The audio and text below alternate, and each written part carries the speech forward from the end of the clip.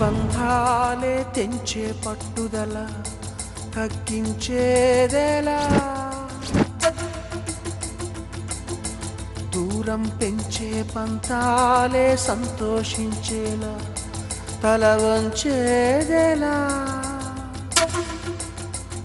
ఫలించని ఆశలన్నీ నిలువెల్లా మోడైనా, దహించిన ద్వేషపు వేడికి జీవితం వాడిన, ముగిసేనా ఇకనైనా ఎగసే జ్వాల,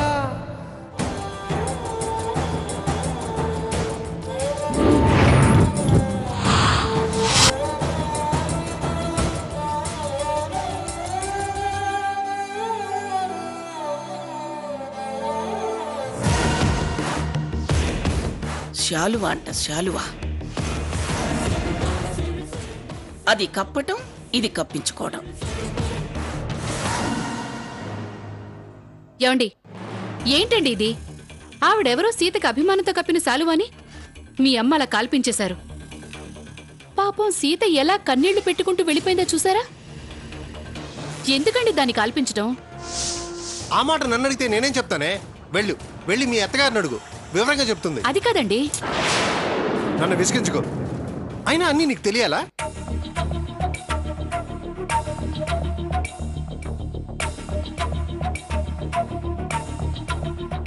ఏంటి ఈయనకింత కోపం వస్తుంది? దీని వెనకాల ఏదో పెద్ద కథే ఉండుంటుంది. ఏంటి నాన్న ఇదంతా? ఎందుకు అమ్మకు శారద మీద అంత కసి? అదే నాకు అర్థం కావటం లేదురా. ఎప్పటినుంచో ఆ అమ్మాయి మన నుంచి దూరంగా వెళ్ళిపోయి తన బతుకుతుంది. చీరలో కనిపిస్తే కనిపించొచ్చు, పిలిచి మరీ హెచ్చరించింది. శారద ఆత్మాభిమానం దెబ్బతింది. ఏం జరుగుతుందో ఏమోనని నాకు భయంగా ఉందిరా. ఏదో సీత మాట తీరే నచ్చిందో, పద్ధతి నచ్చిందో, సెలవు కప్పిందే అనుకో, దాన్ని తెప్పించి మరీ అలా కాల్పించాలా? దాన్ని బట్టి శారద మీద ఎంత కోపం ఉందో అర్థమవుతుంది. శారద మీద కోపం సెల్వ మీద చూపించింది,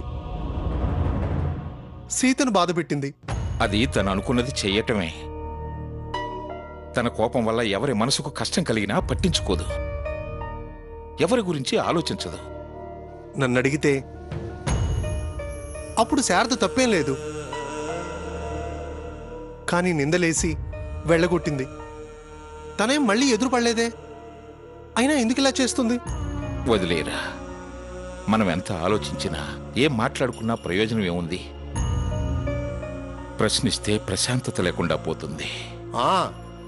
ఇప్పుడు మాత్రం ఏం ప్రశాంతత ఉంది? అనవసరంగా అందరినీ బాధ పెడుతుంది, మర్చిపోయిన విషయాల్ని గుర్తుకొచ్చేలా చేస్తుంది.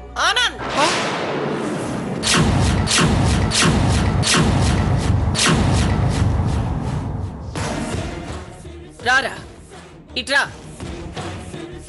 రా, రా రా రైట్.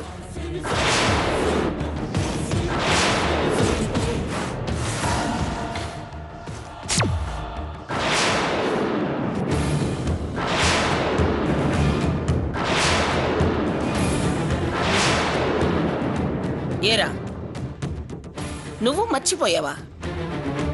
నేను గుర్తు చేస్తున్నానా? బాధ పెడుతున్నానా? నువ్వు దాన్ని ఇంకా మర్చిపోలేదని నాకు తెలుసురా. మర్చిపోయిన వాడివైతే ఈ ఆల్బమ్ ఎందుకు దాచుకుంటావురా? రేయ్, చీరాల అనగానే నీ మొహం చూశాను. అది ఆడిటోరియంలో కనిపించగానే నీ మొహంలో ఆరాటం చూశాను. నేను చూసుండకపోతే ఇద్దరూ పాత జ్ఞాపకాలతో ఈ లోకం మరిచి ఒకరి మీద ఒకరు ప్రేమ వలకబోసుకునేవారని నాకు తెలుసురా. అది మనల్ని కాదని వెళ్ళినా నువ్వు దిగజారి వెళ్ళి బతిమిలాడుకున్నా చీపో అందిరా.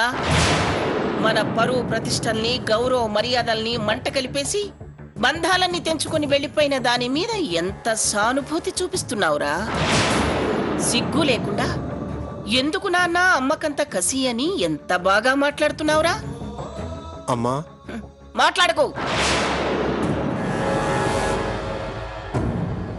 అమ్మని కాబట్టే, నీ బుద్ధి నాకు తెలుసు కాబట్టే నిన్నడగాల్సి వస్తుంది. మనల్ని కాదని వెళ్ళిపోయినప్పుడే దాన్ని మర్చిపో అని చెప్పాను నీకు. మొన్న చీరాల్లో కూడా పీడకలల్ని గుర్తు చేసుకోవద్దురా అన్నాను. అయినా నా మాట లెక్కలేదురా నీకు? దాని పేరు కూడా ఈ ఇంట్లో వినిపించడానికి వీల్లేదు. అయినా ఇంకొక దాన్ని పెళ్లి చేసుకుని దాంతో సంసారం చేసి పిల్లల్ని కూడా కన్నావు. అయినా దాన్ని గుర్తు చేసుకుంటున్నావంటే నువ్వు చేసేది సంసారం అనిపించుకోదురా. మళ్ళీ ఇంకొకసారి దాని పేరు ఇంట్లో వినిపించినా, నువ్వు తలుచుకున్నట్టు నాకు తెలిసినా, నేనేం చేస్తానో నాకే తెలియదు. తలుంచుకొని బుద్ధిగా పడుండు. తల పైకి లేచిందో చిప్ప చేతిలో పెట్టి బయటికి తరిమేస్తాను. జాగ్రత్త. సారీ అమ్మా.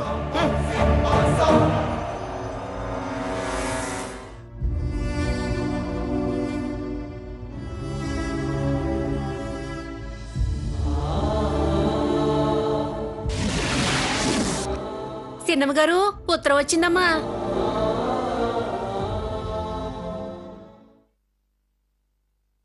ఇదిగోండమ్మా.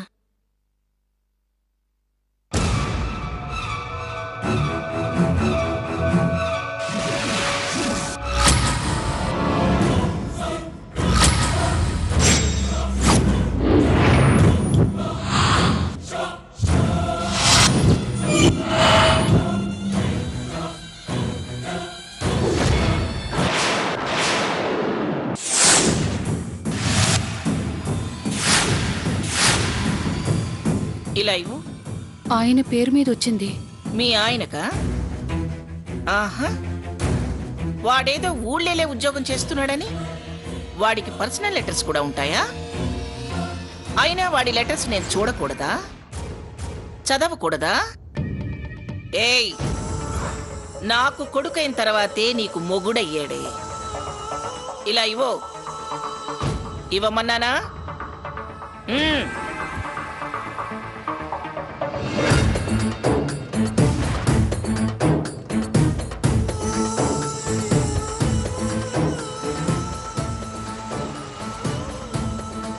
అడ్రస్ లేని వాళ్ళు రాసినట్టున్నారు.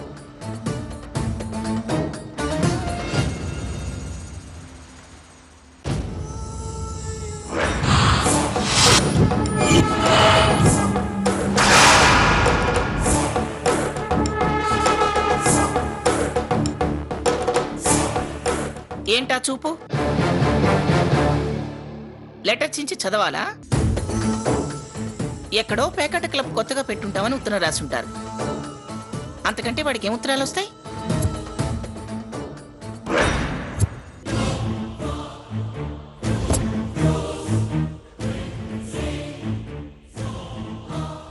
అసలు ఏం జరిగిందో చెప్పకుండా ఎందుకే అలా కసుబుసులాడతావు? చీరాలలో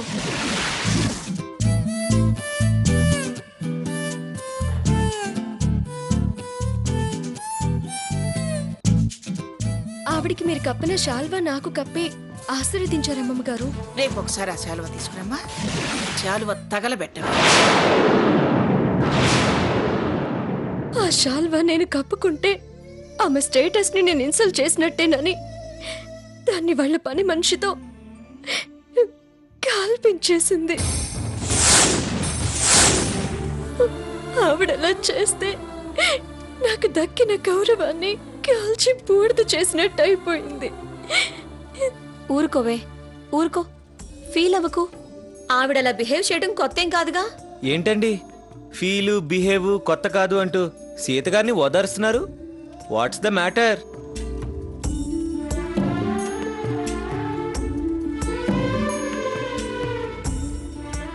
అగ్నిపర్వతం బద్దలయ్యి లావ పొంగిందంట. వాటికది కామన్. మీరు ప్రతిదానికి ఫీల్ అయ్యి కన్నీళ్లు పెట్టుకోవడం కామన్.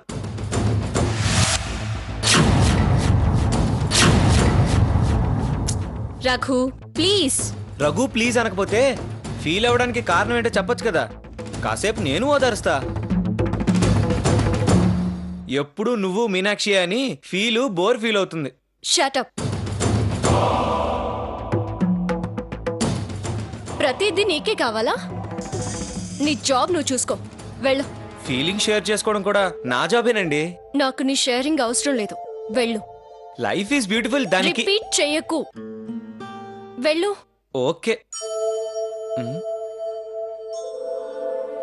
మ్మ్. Relax Sita, relax. చూడవే, ప్రతి దాంట్లో ఇన్వాల్వ్ అయ్యి టీస్ చేస్తున్నాడు. యువతల వాళ్ళ మూడు అసలు అర్థం చేసుకోడు. టేక్ ఇట్ ఈజీ క్యారెక్టరే, హర్ట్ చేయాలనేది కాదు, వదిలే.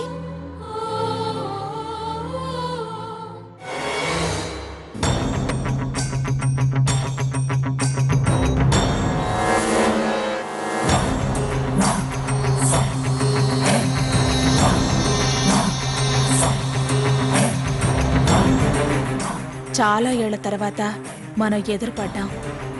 మాట్లాడాలని మీ మనసులో ఉన్నా మాట్లాడలేకపోయారు.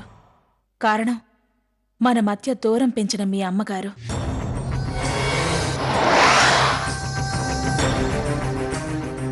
వారిలో మార్పు రాదు, ఇంకా మారలేరు కూడా.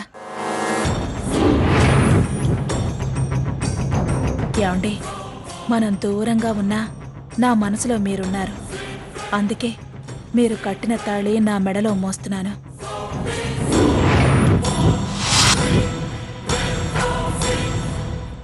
మీ మనసులో కూడా నేనున్నానని మొన్న నేను కనపడగానే మీ ఆరాటం బయటపడింది. అందుకే నేను ఈ లెటర్ రాస్తున్నాను. వదిలేద్దాం. ఈ దూరానికి ఎవరు బాధ్యులో కూడా అనవసరం. మనం కలిసున్న కాలానికి, మన ప్రేమకి సాక్షిగా ఓ బిడ్డకి జన్మనిచ్చాం కదా. వాడెలా ఉన్నాడో చూడాలని కోరిక మీ మనసులో ఖచ్చితంగా ఉంటుంది. మీరు వాడితో మాట్లాడాలని, చూడాలని అనిపిస్తే ఈ నెంబర్కి ఫోన్ చేయండి. 9291239698. ఉంటాను. ప్రేమతో, మీ శారద. 9291239698 నంబర్ ఫీడ్ చేద్దాం, ఎందుకైనా మంచిది.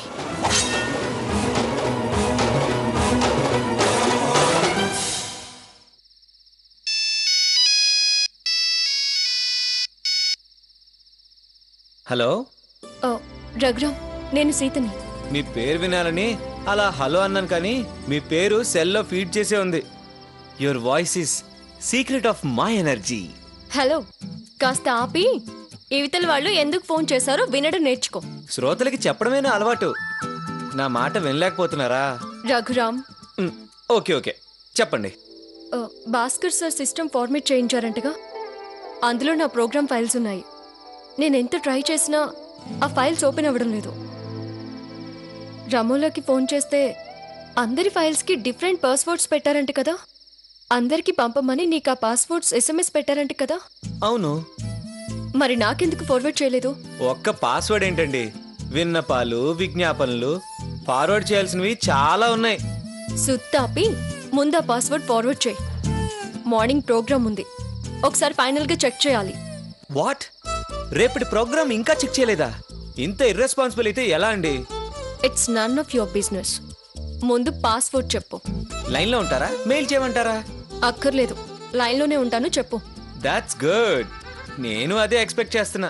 ఏయ్, సారీ సారీ సారీ సారీ ఏంటో మీ మాట వినగానే బుర్ర అన్బ్యాలెన్స్ అయిపోతుంది. రాసుకోండి. చెప్పు. BS AIR 1432. AIR 1432.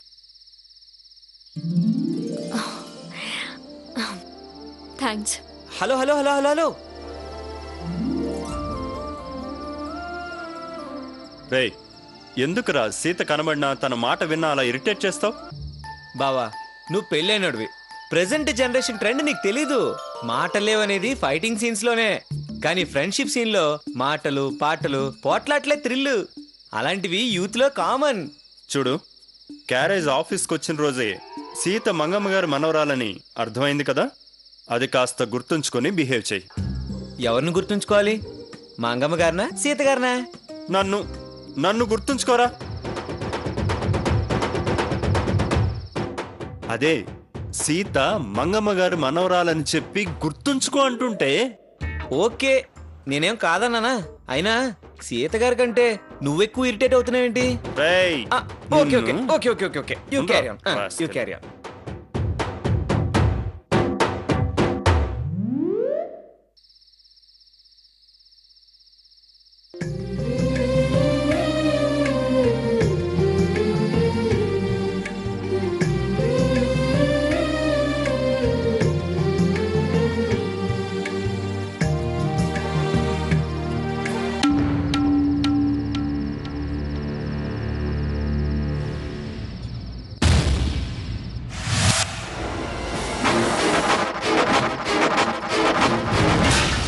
రారా తమ్ముడు, ఏంటి అక్కడే నిలబడిపోయావు? లోపలికి రా.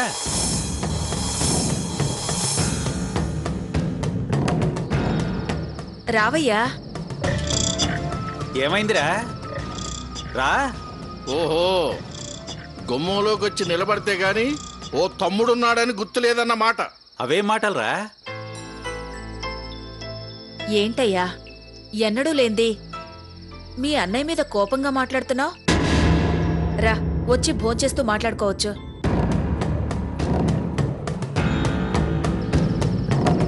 పేదోడిని, నా కోపం దేనికి ఉపయోగం? కొమ్ము లేని గిత్త పొడిచినట్టే ఉంటది.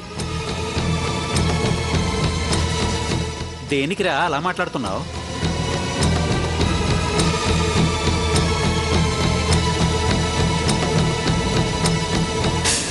మంగమ్మ గారితో వెయ్యి మందికి పోతున్నావుగా, ఓ తమ్ముడున్నాడని గుర్తులేదా?